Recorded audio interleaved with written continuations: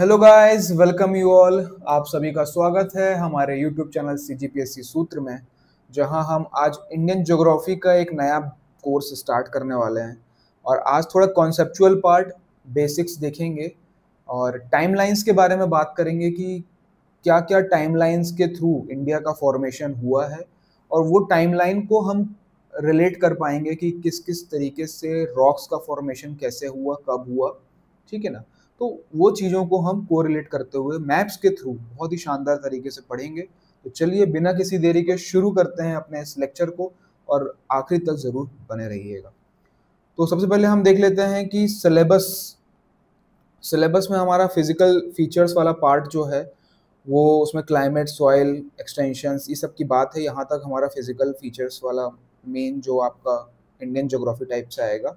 उसके बाद human geography start हो जाती है। ह्यूमन ज्योग्राफी का अर्बनाइजेशन तक चलेगा। फिर उसके बाद एग्रीकल्चर वाला पार्ट, एग्रीकल्चर के बाद मिनरल्स वाला पार्ट हमारे यहाँ शुरू होता है, और फिर इंडस्ट्रीज वगैरह से रह के रिलेट खत्म होता है। चलिए, ये था हमारा ओवरव्यू। जो फिजिकल से लेके कंजर्वेशन तक जो है ना, वो थोड़ा प्रीलिम सेंट्रिक है। मेंस में भी आते हैं क्वेश्चन, ऐसा नहीं है। लेकिन ह्यूमन कैरेक्टरिस्टिक्स से लेके आपका ये जो रेवोल्यूशन, ब्लू रेवोल्यूशंस तक है, ये आपका थोड़ा, और मिनरल रिसोर्सेज, ये भी ये थोड़ा मेंस में ज़्यादा इंपॉर्टेंट हो पाता है। तो चलिए शुरू करते हैं बिना किसी देरी के। दो चीज़ आप लोग, एक चीज़ आप हमेशा याद रखिए कि ज्योग्राफी को आप मैपिंग के थ्रू कवर करिए। Easy to understand, easy to learn. और अगर आप मैप्स को अपने आंसर्स में इंकॉर्पोरेट करेंगे, ठीक है ना, आंसर्स में इंकॉर्पोरेट करेंगे तो आपके मार्किंग अच्छा होगा, टाइम भी बचेगा, और प्रेजेंटेशन स्किल्स भी अच्छी हो जाती हैं। तो चलिए शुरू करते हैं हम बिना किसी देरी के। ये है हमारा प्यारा भारत, और जैसा कि आप देख पा रहे हैं कि ये पॉलिटिकल मैप है। पॉलिटिकल मैप्स में आप लोग लोकेशंस को याद रखिएगा, हम आगे भी डिस्कस करेंगे वो सब चीज़ें। लेकिन हम ये देख लेते हैं कि यहाँ पे जैसा कि आप देख पा रहे हैं कि अलग अलग फिजिकल फीचर्स हमको दिख रहे हैं। जैसे यहाँ पे हाई एल्टीट्यूड का रीजन दिख रहा है, ऑब्वियस सी बात है, यहाँ हिमालयन पार्ट है। यहाँ पे भी कुछ माउंटेनियस पार्ट हैं, ये पूरा प्लेन्स शो हो रहा है, ये कोस्टल एरियाज हैं। तो जैसा कि आप देख पा रहे हैं, ये डेजर्ट वाला एरिया है यहाँ पे। तो जैसा कि आप देख पा रहे हैं कि अलग अलग फीचर्स बने हुए हैं। प्लेन्स एरिया कहीं पे ये है, तो क्या एक ही टाइम पे ये फॉर्म हो गए? नहीं। तो ऐसा तो है नहीं कि इंडिया में एक ही टाइप का लैंड है, अलग अलग फीचर्स पाए जाते हैं। तो अलग अलग फीचर्स जो है, इनकी बनने की टाइमलाइन भी अलग अलग रही है। तो वो टाइमलाइन को, जियोलॉजिकल टाइम को पढ़ना बहुत इंपॉर्टेंट है। बहुत ही शांत मन से इसको थोड़ा ध्यान से देखिएगा, तो आपको जियोलॉजिकल टाइमलाइन याद हो जाएगी। उसके बाद अब नोट्स अभी मत बनाइएगा, पहले आप इसको समझ लीजिए। सबसे पहले आता है जियोलॉजिकल टाइमलाइन की। अगर हम बात करें, ये जियोलॉजिकल टाइम, ये जियोलॉजिकल स्केल है, टाइम स्केल, राइट। तो इसमें 5 तरह के क्लासिफिकेशंस किए हुए हैं। सबसे पहला आता है हमारा इयॉन। तो कोई भी टाइम को सबसे बड़े में नापा गया है, मतलब ज़्यादा डिफरेंस है गैप्स में। ओके। तो क्या है कि हमारा अर्थ का जो हिस्ट्री है वो 4.5 बिलियन ईयर्स एगो तक का है।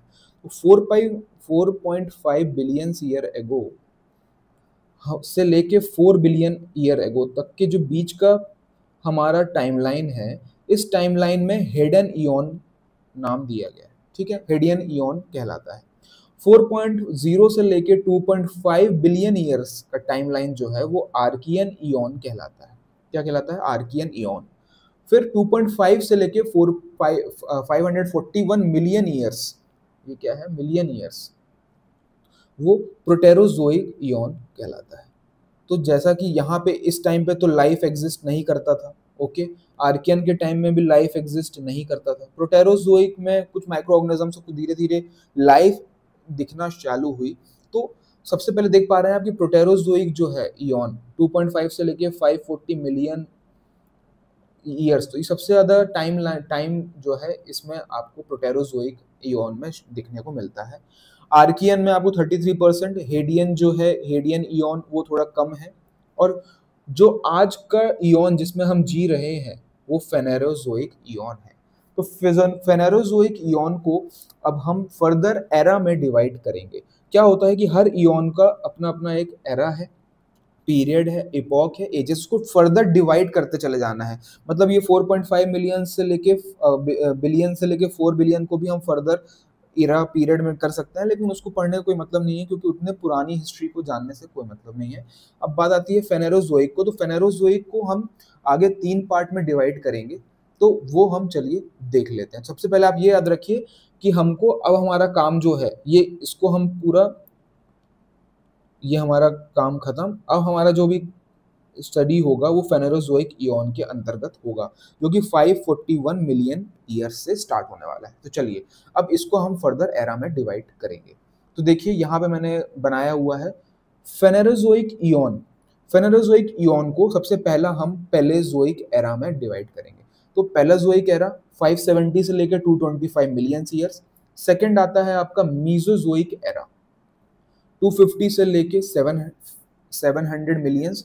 एंड सीनोजोइक एरा 70 से लेके आज तक का समय जो है वो सीनोजोइक एरा में आता है। अब इसको समझने के लिए आप ये टाइमलाइन को कैसे याद कर पाएंगे, मैं आपको कोरिलेट करवा के बताता हूँ कि अर्थ का एग्जिस्टेंस पहले कैसा दिखता था और विद द टाइम किस तरीके से इंडिया इवॉल्व हुआ, इंडिया बना, ठीक है ना, और वो किस एरा में किस पीरियड के अंतर्गत वो प्रोसेस हुई। तो उसको जानने के लिए चलिए हम सबसे पहले अपना एक अर्थ का प्रोसेस देख लेते हैं कि वो कैसे डेवलप हुआ। तो ये दिख रहा है आपको अर्थ का 225 मिलियन ईयर एगो। अब 225 मिलियन ईयर्स एगो की बात हो रही है, तो ये आ रहा है आपका, ये देखिए पैलेओजोइक एरा जो है 570 से लेके 225, तो ये हो गया आपका इस समय का।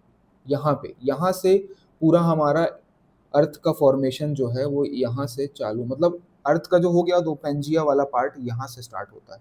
तो पैलेओजोइक एरा 570 से लेकर 225 मिलियन है। ये आप सबसे पहले देखिए पीरियड कौन से पीरियड, कैम्ब्रियन पीरियड में डिवाइड कर रहा है। तो कैसे भी आप एनसीईआरटी वगैरह कुछ भी बुक्स पढ़ते हैं तो बोलता है ना कि pre Cambrian era, pre Cambrian period, pre Cambrian. तो प्री कैम्ब्रियन पीरियड कहीं भी आ जाता है तो उसका मतलब है कि ये चीज़ों की बात हो रही है, Hadean, Archean eon, Proterozoic eon, तो इसकी बात हो रही है, हमेशा याद रखिएगा। फिर बात एक चीज़ याद रखें, पूरा आपको यहाँ डिटेल में याद करने की जरूरत नहीं है, मैं जो चीज़ बता रहा हूँ आपको वही याद रखिए इसमें। एक तो आपको कैम्ब्रियन पीरियड ये याद रखिए, और ये याद रखिए कि जब भी प्री कैम्ब्रियन एरा बोल रहा है, प्री कैम्ब्रियन पीरियड बोल रहा है, तो 570 मिलियन ईयर्स के पहले की बात कर रहा है, बस खत्म। पैलेओजोइक एरा के अंदर एक आता है कार्बोनिफेरस, इसको याद रखिए, ये 345। अब क्या होता है कि ऐसे कोल, कोल के बारे में आप जानते हैं तो कितने टाइप के कोल होते हैं। पहला होता है एंथ्रासाइट, एक होता है बिटुमिनस, एक होता है लिग्नाइट, और होता है पीट, राइट। तो एंथ्रासाइट जो कोल है हमारा वो कार्बोनिफेरस पीरियड में फॉर्म हुआ है, मतलब वहां से स्टार्टिंग हुई है एंथ्रासाइट कोल बनने की, मतलब 345 मिलियन ईयर के पहले की। बिटुमिनस की बात करें अगर हम तो फिर वो मीजोजोइक में आ जाता है।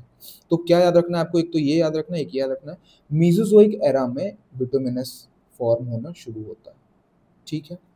फिर आता है लिग्नाइट का पार्ट, तो लिग्नाइट जो है हमारा वो टर्शरी पीरियड से, जो कि सिनोजोइक एरा 250 से लेकर 70, ये याद रखिए, फिर 70 से लेकर आज तक का जो है वो सिनोजोइक एरा। तो 3 एरा हो गए, Palaeozoic era, Mesozoic era, Cenozoic era, ठीक है। पहला मीजो, सीनो, सीनो मतलब रीसेंट, मीजो मतलब बीच का, पैलियो मतलब पहले का, प्री, तो ये हो गया, इसका मतलब हो गया ये, और जोइक जोइक जोइक, तो ये टाइमलाइन हो गया, ठीक है। लिग्नाइट हमने देख लिया। अब पीट जो होता है हमारा आपका, ये प्लीस्टोसिन इपोक से बनना चालू होता है, ठीक है, 1 मिलियन ईयर्स पहले। तो ये हम इससे इंकॉर्पोरेट कर पा रहे हैं कि जितना पुराना कोयला होगा, जितना पुराना फॉर्मेशन होगा, उतना ज़्यादा गुड क्वालिटी होगा, गुड क्वालिटी, राइट। क्वालिटी अच्छी होगी, ज़्यादा एफिशिएंट होगा, ज़्यादा अच्छा आपको परसेंटेज ऑफ कार्बन देखने को मिलेगा। तो कोल में परसेंटेज ऑफ कार्बन भी इसमें ज़्यादा होता है, इसमें थोड़ा उससे कंपैरेटिव कम होता है, तो परसेंटेज ऑफ कार्बन भी ज़्यादा उसमें होगा, ठीक है। तो ये हो गया आपका ट्रायसिक पीरियड, जुरासिक पीरियड। अब आती है बात क्रिटेशियस पीरियड, ये थोड़ा आपको याद रखना है, क्रिटेशियस, ठीक है। अब हम देखते हैं जैसे 136 मिलियन ईयर दिख रहे हैं। अब आप देखिए अर्थ जो हमारा 225 मिलियन ईयर एगो, मतलब मीजोजोइक एरा से हमारा अर्थ का टाइमलाइन यहाँ से शुरू हो रहा है, ठीक है। तो एक लैंड मास हुआ करता था पेंजिया, फिर वो फर्दर डिवाइड हुआ ड्यू टू टेक्टोनिक मूवमेंट्स। अब ये टेक्टोनिक मूवमेंट्स कैसे होती है वो देख लेते हैं कि क्या होता है कि अर्थ के प्लेट्स के नीचे ये मैग्मा जो है वो इस तरीके से रिवॉल्व करता है, इस तरीके से फ्लो होता है, ठीक है ना। तो क्या होता है कि बहुत ही स्लो प्रोसेस है फ्लो होने की। तो जैसे जैसे ये फ्लो होता है तो लिथोस्फीयर जो ऊपर का पार्ट है उससे वो टच होते हुए उसको भी मूव करता है। तो यहाँ से वो उसको डाइवर्ज कर रहा है, तो रिज यहाँ से खुल रही है और यहाँ पे उसको सबडक्ट कर रहा है। तो एक जगह डाइवर्जन हो रहा है, एक जगह कन्वर्जेंस हो रहा है। तो प्लेट्स का ये फिजिकल ज्योग्राफी का पार्ट है, यहाँ पे हम थोड़ा सा कॉन्सेप्चुअल क्लैरिटी के लिए मैं बता रहा हूँ। तो इस तरीके के प्रोसेस को, ये प्रोसेस के थ्रू टेक्टोनिक मूवमेंट्स होता है। तो यहाँ पे ये प्लेट्स कट रही हैं, ठीक है। तो दो पार्ट में डिवाइड हो गया, लॉरेशिया, गोंडवाना, ये 150 मिलियन ईयर्स की बात है।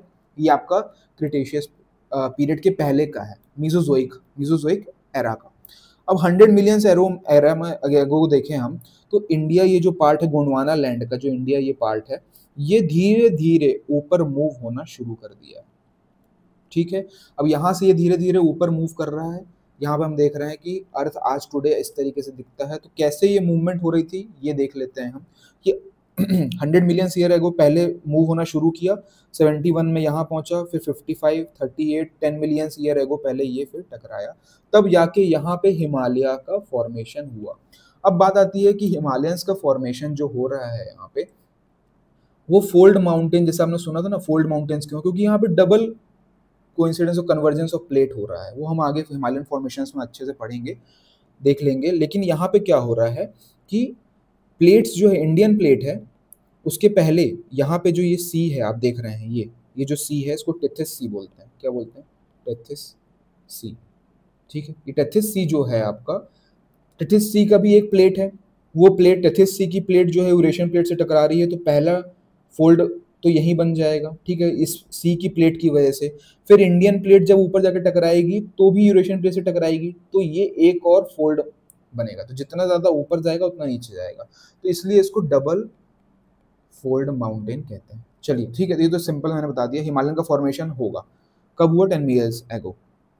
कब हुआ ये याद रखिए, 10 मिलियन ईयर एगो, ठीक है। तो ये आपका टर्शरी पीरियड में हिमालयंस का फॉर्मेशन होना शुरू हो गया था। फाइनल फॉर्मेशन जब होते होते तो 10 मिलियंस आ गया। तो ये टर्शरी पीरियड में, क्रिटेशियस पीरियड में इंडिया का मूवमेंट शुरू हुआ, फिर टर्शरी पीरियड में आपका हिमालयन का फॉर्मेशन शुरू हो गया, ठीक है। उसके बाद हिमालयन का फॉर्मेशन हुआ, और जैसे हम शुरू में देखे थे कि हिमालयस के फॉर्मेशन के बाद रिवर्स वगैरह बनी, वो सब चीज़ें हुई।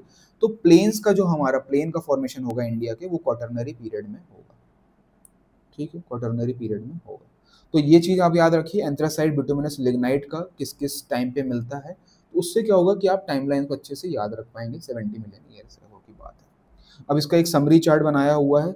ये तो इयन है हमारा, प्रोटोजोइक, आर्कियन, हेडियन इयन, इसका हमने टाइमलाइन देख लिया।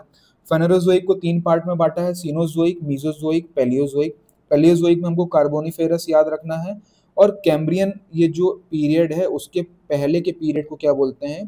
प्री कैम्ब्रियन पीरियड, ठीक है। तो ये जब भी पढ़ेंगे तो अब आप समझ में आ जाएगा कि कौन से इयन की किस टाइमलाइन की बात हो रही है, 541 के पहले की। अब बात आती है मीजोजोइक की। तो मीजोजोइक में आप क्रिटेशियस को याद रखिए। क्रिटेशियस के पीरियड से ही इंडिया का मूवमेंट ऊपर होना शुरू हुआ है, ठीक है। ये जो नियोजोइक पीरियड और पैलियोजोइक, इसी को हम बोलते हैं टर्शरी पीरियड। टर्शरी पीरियड जो हम पढ़े हैं, ये टर्शरी पीरियड में ही हिमालय का फॉर्मेशन होना शुरू होता है, ठीक है, समझ रहे हैं। अब बात आती है क्वाटरनरी पीरियड की। तो क्वाटरनरी पीरियड जो है हमारा, जिसको हमने देखा यहाँ पे, क्वाटरनरी पीरियड 1.8 मिलियन से लेके आज तक का जो पीरियड है, ठीक है ना, वो जो है वो उसमें हमारे इंडिया का प्लेन्स का फॉर्मेशन होता है। इंडिया के प्लेन्स का फॉर्मेशन होता है, ठीक है। इंडिया के प्लेन्स का फॉर्मेशन हो गया, ठीक है। अब कोई भी पीरियड को फर्दर हमको और डिवाइड करना है, ठीक है ना। तो यहाँ पे 1 मिलियन से लेके 10, ये 11 पॉइंट जो सीधे सीधे 10,000 ईयर्स मान लो, तो इस गैप को इपोक कहते हैं, इपोक, ठीक है ना। तो प्लीस्टोसीन इपोक और होलोसीन इपोक, ये दो चीज याद रखिएगा। अब फर्दर इपोक को हम डिवाइड करेंगे एजेस में, ठीक है, जैसे आपने एजेस पढ़ा होगा, तो होलोसीन एज को दो पार्ट में डिवाइड किया है। पहला एज हो जाएगा स्टोन एज, दूसरा एज ये जो समझ रहे हैं ना स्टोन एज हो गया, और दूसरा आज के टाइम का जो है वो उसको बोलते हैं Meghalayan age, right, stone age और मेघालयन एज। ठीक है, तो ये हमारा टाइमलाइन होलोसीन इपोक को डिवाइड करने का हो गया, राइट। तो ये चीज टाइमलाइन हो गई। अब बात आती है कि किस तरीके से हमने देख लिया कि किस किस टाइमलाइन में क्या क्या बना, इसको समराइज कर लेते हैं। फेनोजोइक को 3 एरा में डिवाइड किया, सीनोजोइक, मेसोजोइक, पैलेओजोइक। अब बात आती है सीनोजोइक की, तो सीनोजोइक को भी हमने दो पार्ट में दो पीरियड कौन कौन से मेन है, एक तो टर्शरी पीरियड जिसमें हिमालय का फॉर्मेशन हुआ, दूसरा आपका क्वार्टरनरी पीरियड जिसमें इंडियन प्लेन्स फॉर्मेशन हुआ। फिर प्लीस्टोसीन इपोक और होलोसीन इपोक, ये दो टाइमलाइन है। उसके बाद होलोसीन को दो पार्ट में डिवाइड किया, स्टोन एज और मेघालयन एज में। ठीक है, ये हो गया। चलिए, ये फॉर्मेशन हमने देख लिया कि किस तरीके से 100 मिलियंस के टाइम पे हुआ और अर्थ ऐसा कैसा दिखता है। अब बात आती है कि ये हमने देख रहे हैं, जैसे एक चीज़ और मैं आपको बता दूं, ये देख लेते हैं पहले तो जियोलॉजिकल मैप ऑफ इंडिया। तो डेक्कन ट्रैप का फॉर्मेशन कैसे हुआ, ये चीज़ मैं आपको बता देता हूँ कि जब इंडिया जो है आपका ऊपर ट्रेवल कर रहा था, ठीक है ना, तो यहाँ पे जो है आपका रीयूनियन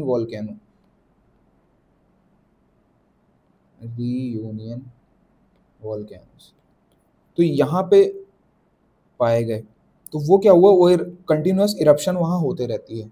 ठीक है, तो वो जो वॉल्केनिक लावा निकला, वॉल्केनिक लावा, वो लावा जब पूरा स्प्रेड हुआ, ज़्यादा दूर तक स्प्रेड नहीं हुआ, जितना दूर तक स्प्रेड हुआ तो वो बसाल्टिक रॉक के फॉर्म में फॉर्मेशन हुआ उसका। और यही जो बसाल्टिक रॉक है, जो इग्नियस रॉक आपका उस समय इवॉल्व हुआ, वही डिग्रेडेशन के थ्रू सॉइल में, कौन सी सॉइल, ब्लैक सॉइल में कन्वर्ट हो गया।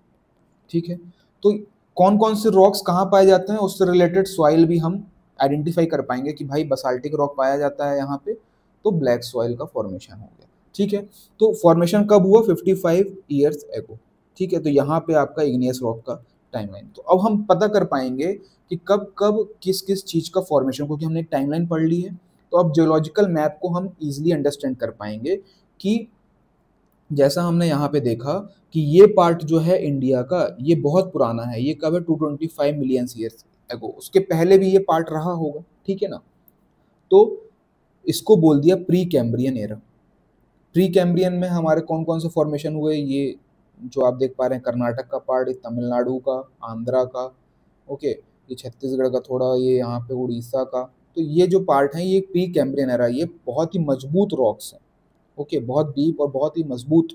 और यहाँ पे अरावली रेंजेस जो है, ये माउंट, तो ये भी जो है ये प्री कैम्ब्रियन एरा के पुराने पार्ट्स हैं।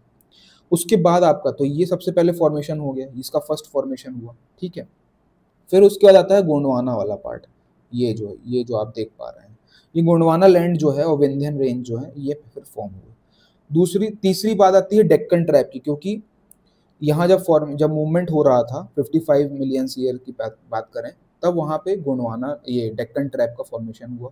उसके बाद जब आपका इंडिया वाला ये जो पेनिनसुलर वाला पार्ट है, ये जाके वहाँ टकराया हिमालय में, तो हिमालय का फॉर्मेशन हुआ, यूरेशियन प्लेट टकराया तो हिमालय का फॉर्मेशन हुआ, तो ये 4th नंबर का फॉर्मेशन हो गया। ठीक है, उसके बाद जब रिवर्स निकल के आई वो आई, तो ये 5th नंबर का फॉर्मेशन हो गया। तो ये हमारे जियोलॉजिकल टाइमलाइन की स्टडी देख पा रहे हैं कि गोंडवाना, फिर उसका डेक्कन ट्रैप, फिर टर्शरी की बात आ रही है, फिर रिसेंट प्लीस्टोसीन प्लीस्टोसीन इपोक जो है हमने वो पढ़ा, उसकी बात हो रही है। तो इस तरीके से हम इयॉन वगैरह को, सबके को टाइमलाइन को हम रिलेट करते हुए अपने, और कभी अगर क्वेश्चन आता है मेंस वगैरह में कुछ में, तो आप इस तरीके से मैप्स के थ्रू अगर शो करेंगे तो आंसर्स में और अच्छा इंकॉर्पोरेशन लगेगा। चलिए, अब बात आता है कि रॉक सिस्टम्स को किस तरीके से डिवाइड किया हुआ है। तो हॉलैंड जो थे, उनने इंडिया के रॉक्स को ये न्यू जियोलॉजिकल टाइमलाइन स्केल में डिवाइड किया। पहला तो आपका आता है आर्कियन रॉक सिस्टम, दूसरा पुराना रॉक सिस्टम, तीसरा द्रविडियन रॉक सिस्टम, और चौथा आर्यन रॉक सिस्टम। तो ये जो चारों रॉक सिस्टम है, ये जो शुरू के दो रॉक सिस्टम है, हमने जो हेडियन इपॉक और शुरू के जो इपॉक्स पढ़े ना, ईओन पढ़े ना, तो उसी के टाइमलाइन के हैं ये, मतलब 541 मिलियन ईयर्स के पहले के हैं फॉर्मेशन, और भी पहले के फॉर्मेशन है ना। तो वो चीज़ आप इसको याद रखिएगा। ये जो जितने भी हमने पढ़े ना, उसमें इयॉन, हेडियन, एडियन, ये उस तरफ के हैं। द्रविडियन रॉक जो है वो आपका पेलोजोइक एरा के टाइम का है, मतलब 570 के बाद से, 570 मिलियन ईयर्स के बाद ये आएगा। फिर आर्यन आर्यन उसके बाद आएगा। ठीक है, तो चलिए उसको देख लेते हैं डिटेल में। जैसे रॉक सिस्टम इन इंडिया दिया हुआ है, तो Archean rock system, pre Cambrian rocks, तो उसमें आर्कियन फिर धारावार, दो सिस्टम आते हैं आर्कियन रॉक के अंदर। आर्कियन आता है और धारावार आता है। जैसे आप देख पा रहे हैं कि 4 बिलियन ईयर्स की पहली बात है। धारावार जो है वो 2.5 बिलियन से लेके 1.8 बिलियन ईयर्स। तो ये पुराने रॉक्स हैं। तो जितना ज़्यादा पुराना रॉक होगा उतने अच्छे मिनरल्स, उतना ज़्यादा मेटेलिक। तो यहाँ पे क्या है कि मेटल्स ज़्यादा मिलेंगे आपको इस सिस्टम के अंदर, धारवार में, धारवार रीजन्स में मेटल्स वगैरह ज़्यादा मिलेंगे आपको। ठीक है, जो इकोनॉमिकली इंपॉर्टेंट भी हैं और हाई ग्रेड आयरन ओर्स वगैरह, ये सब चीज़ें। पुराना रॉक सिस्टम में जो प्री कैम्ब्रियन रॉक्स हैं या ओल्डेस्ट मेटामॉर्फिक रॉक्स हैं, वो कडप्पा रीजन्स में आपको देखने को मिलेंगे। ठीक है ना, समझ पा रहे हैं। और विंध्यन उसके बाद, जैसे जैसे आप एज बढ़ती चली जाएगी तो उस तरीके से जो विंध्यन सिस्टम है आपका, है ना, कडप्पा के बाद आएगा विंध्यन। जैसे 1400, मतलब 1400 से लेके 600 मिलियन ईयर्स की बात कर रहे हैं आप। तो ये आपका उस पीरियड से पहले का है। कौन से प्री, ये जो आपका पीरियड पढ़ रहे हैं उसके। फिर उसके बाद आता है द्रविडियन रॉक सिस्टम, जो कार्बोनिफेरस रॉक, ये सब पेलोजेइक जो अपन ने पढ़ा है उसमें आता है ये द्रविडियन रॉक सिस्टम। ठीक है, तो ये जो है आपका पूरा धारवार, आर्कियन, कडप्पा और विंध्यन, ये जो है हमारे वो पेलोजोइक जो है, पेलोजोइक एरा जो हमने पढ़ा है उसके पहले के पार्ट है। तो इसको हम थोड़ा डिटेल में पढ़ लेंगे कि कहाँ कहाँ पे इसके क्या सिग्निफिकेंस है और क्यों यहाँ पे वो पाया जाता है और उसका क्या इंपॉर्टेंस है। क्योंकि आर्कियन रॉक्स हमने पढ़ लिया। जैसे आर्यन रॉक सिस्टम में कौन कौन से आते हैं, गोंडवाना सिस्टम आता है, इंडियन कोल, इंडियन कोल हम देखा बिटुमिनस टाइप कोल है, 2500 मिलियन ईयर से बनना शुरू होता है। उसका डेक्कन ट्रैप, डेक्कन में ट्रैप, मतलब जब हमने देखा कि इंडिया आगे बढ़ रहा था, उसका 135 मिलियन। टर्शरी सिस्टम जब हिमालयाज बनता है। तो आर्कियन रॉक सिस्टम के अंदर कौन कौन से आते हैं, गोंडवाना सिस्टम जब 250 मीसोजोइक एरा के बाद की बात है, ये मीसोजोइक एरा से। ठीक है, ये पैलियोजोइक एरा की बात हो गई। ठीक है, तो द्रविडियन, तो ये चीज पार्ट जो हमने डिटेल में पढ़ लिया है, अब इसको हम पढ़ने की बात है। क्योंकि कुछ कुछ लैंड मास इंडिया का ऐसा है जिसमें इस टाइप के रॉक्स भी पाए जाते हैं। तो चलिए सबसे पहले हम देख लेते हैं आर्कियन को। तो आर्कियन फॉर्मेशन आप जैसे मैप में देख पा रहे हो कि एक तो आपको अरावली रेंज में देखने को मिलेगा। ठीक है, कुछ यहाँ कर्नाटका में आपको देखने को मिलेगा। ये पूरा तमिलनाडु साउथ वाला पार्ट है आपका, ये छत्तीसगढ़ का भी कुछ पार्ट है। यहाँ पे आपका उड़ीसा, ये सब चीज़ों में भी आपको आर्कियन फॉर्मेशंस देखने को मिलेंगे। अब बात आती है कि धारावार, जो जहाँ पे धारावार इकोनॉमिकली मोस्ट इंपॉर्टेंट रॉक्स पाए जाते हैं, जैसे high grade iron ores, magnesium, copper. तो धारावार से आप ये चीज़ ऐसे मिनरल्स आगे पढ़ेंगे हम, आयरन ओर की माइंस पाई जाती हैं, है ना। जैसे छत्तीसगढ़ में ये बैलाडेला और ये सब यहाँ पे एरिया जो पाए जा रहे हैं। यहाँ पे कर्नाटका में high grade ores, iron ores वगैरह हैं। तो ये धारावार रीजन में पाए जाते हैं। इस तरीके से आप देख पा रहे हैं।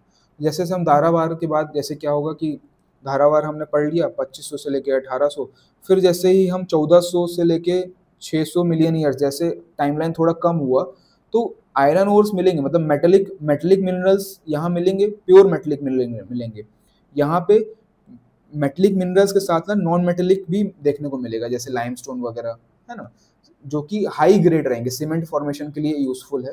तो उसको देख लेते हैं कि प्रोटेरोजोइक, जैसे प्रोटेरोजोइक रॉक सिस्टम जो है उसमें हम देख लेते हैं कि कौन कौन सा एरिया आता है। आप तो कि छत्तीसगढ़ का पार्ट देख रहे हो आप, ये कडप्पा रीजन्स में आता है। ठीक है ना, छत्तीसगढ़ का पार्ट हो गया। ये कुछ कुछ आपका यहाँ महाराष्ट्र का ये पार्ट हो गया, छत्तीसगढ़ का ये पार्ट हो गया, यहाँ पे ये आपका हो गया आंध्र प्रदेश का, है ना। आंध्र प्रदेश में मेजरली, यहाँ पे कर्नाटका में कुछ ग्रेनाइट के पार्ट्स हो गए। तो ये जो है वो कडप्पा रीजन्स में आपको रॉक सिस्टम्स के टाइम पे पाया जाता है। ये कुछ जगह कौन कौन सी, जैसे आयरन हो गया, मिनरल्स एमएन हो गया, है ना, कॉपर हो गया, लेड हो गया। ओके, तो इनके ओर्स मिलेंगे लेकिन थोड़ा लो ग्रेड के मिलते हैं। ठीक है, लो ग्रेड होंगे, लार्ज डिपॉजिट है। सीमेंट में भी, सीमेंट के लिए हाई ग्रेड, ग्रेड जो होगा हाई ग्रेड होगा किसका, लाइमस्टोन का। ठीक है। तो ये इस एरियाज में पाए जाते हैं। तो इस तरीके से रॉक के एजेस के हिसाब से हम कोरिलेट कर पाते हैं कि कौन कौन से मिनरल्स किस ग्रेड के हमको मिलेंगे और किस ग्रेड के नहीं मिलेंगे। तो ये चीज़ें ध्यान रखिएगा। अब हमारा ये कडप्पा वाला सिस्टम हो गया, तो हमने ये देख लिया। अब आता है विंध्यन सिस्टम्स। तो विंध्यन सिस्टम जैसे 1300 से लेके 600 मिलियन ईयर्स के पहले की बात हो रही है। तो विंध्यन ये पहले गोंडवाना लैंड तो हम देख लिए लोग, गोंडवाना लैंड में ये पोर्शंस आते हैं जहाँ जहाँ कोल फॉर्मेशन है ना, ये सब एरियाज जो है वो गोंडवाना के लिए कोल जिप्सम ये सब पाए जाते हैं। अब बताता है कि डेक्कन ट्रैप, इसको देख लीजिए आप। डेक्कन ट्रैप में कौन कौन सा एरिया आता है, मध्य प्रदेश का ये रीजन आ जाएगा, महाराष्ट्र का पूरा। तो यहीं पे पूरा वॉल्केनिक इरप्शंस हुए थे। यहाँ पे आपको ब्लैक सॉइल नहीं मिलेगा क्योंकि यहाँ पे बसाल्टिक रॉक ये सब चीज़ें मिलती हैं। उसके बाद जो होगा फॉर्मेशन हमारा, ये एलुवियल सॉइल्स वगैरह, एलुवियल रीजन्स हैं, ठीक है ना। ये कौन से क्वाटरनरी फॉर्मेशंस के अंदर आएंगे, ठीक है ना। तो ये क्वाटरनरी फॉर्मेशंस के लिए रीजन्स इंपॉर्टेंट है, जैसे प्लेसर डिपॉजिट्स वगैरह, ये सब चीज़ें देखने को आपको मिलेंगी। तो इस तरीके से अगर आप मैप्स के थ्रू चीज़ों को पढ़ेंगे और समझेंगे तो बहुत अच्छा आपको रिजल्ट्स मिलेंगे। और जब भी कोई रीजन्स वगैरह बताने को आए तो आप रीजन्स के नाम तो लिखते हैं कि ये यहाँ यहाँ कोल पाया जाता है, यहाँ ये। तो इस तरीके से मैप से भी अगर इंकॉर्पोरेट करेंगे तो चीज़ों को और अच्छा शो कर सकते हैं। तो चलिए, ये हमने जियोलॉजिकल मैप देख लिया, इजी अंडरस्टेबल है अब तो। अब हमको दिक्कत नहीं होगी कि क्यों रीसेंट है, ये टर्शरी है, कैसे कैसे फॉर्मेशन हुए, ये हमने देख लिया है। तो चलिए, थैंक यू। आशा करता हूँ कि आप लोगों को समझ में आया होगा। मैंने कोशिश की है कि आप लोगों को समझ में आ जाए चीज़ें, कॉन्सेप्चुअल क्लैरिटी हो। और आगे से अब हम अगला पोर्शन जो है अपना फिजिकल ज्योग्राफी का स्टार्ट करेंगे। Thank you, tata, bye bye.